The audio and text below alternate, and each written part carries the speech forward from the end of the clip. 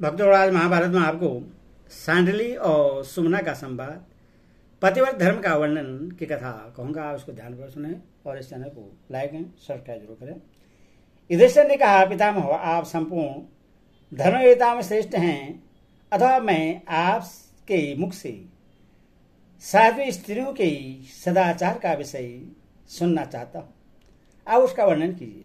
भीष्म जी ने कहा, एक समय की बात है, सब प्रकार के तत्वों को जानने वाली सर्वज्ञ एवं मनुष्यनी शांडिली देवलोक में गई। वहां कई सुमना पहले से मौजूद थी। उसने शांडिली को देखकर उससे पूछा, कल्याणी, तुमने किस आचार और बर्ताव का पालन किया था जिससे समस्त पापों का नाश करके तुम इस देवलोक में आई हो? इस समय अपने तेज से तुम अग्नि की ज्वाला के समान दीप्तिपेमान हो रही हो।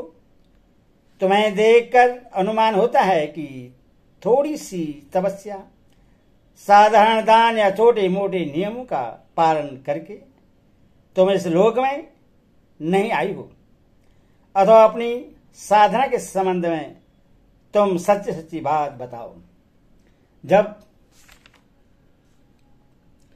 सुमना ने इस प्रकार मधुर वाणी में पूछा तो मनोहर मुस्कान वाली शांडिली ने धीरे से उत्तर दिया, देवी, मैं गेरुआ वस्त्र पहनने, वलकल धारण करके, मूड मुड़ाने या बड़ी बड़ी जटाएं रखाने से इस लोक में नहीं आई हूं। मैंने सदा सावधान रहकर अपने पतिदेव के प्रति मोह से कभी अहित कर और कठोर वचन नहीं निकाले हैं।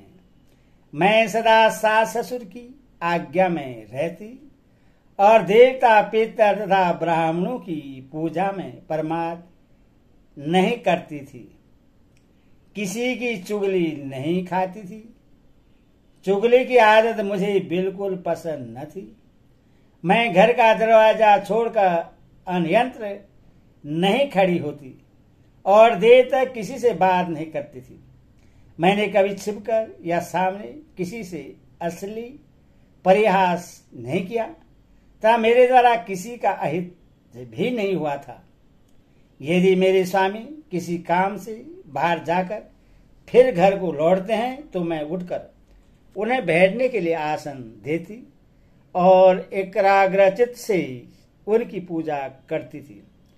जो अन्न मेरे स्वामी नहीं खाना चाहते, जिस भक्ष्य भोज्य या लिया चटनी आदि को वे नहीं पसंद करते, उन सबको मैं भी त्याग देती थी। सारे कुटुंब के लिए जो कुछ कार्य आ पड़ता वह सब मैं सवेरे ही उठकर कर करा लेती थी। यदि किसी आवश्यक कार्यवश मेरे स्वामी परदेश जाते तो मैं नियम से रहकर उनके कल्याण के लिए नाना प्रकार के मांगलिक कार्य किया करती थी। स्वामी के बाहर चले जाने पर मैं अंजन, ग्रोचन, माला और अंगराग आदि के द्वारा श्रृंगार नहीं करती थी। जब वे सुख से सोए रहते उस समय आवश्यक कार्य आ जाने पर ही मैं उन्हें नहीं जगाती थी और ऐसा करके मेरे मन को विशेष संतोष होता था। परिवार के पालन पोषण के कार्य के लिए भी मैं उन्हें कभी तंग नहीं करती थी।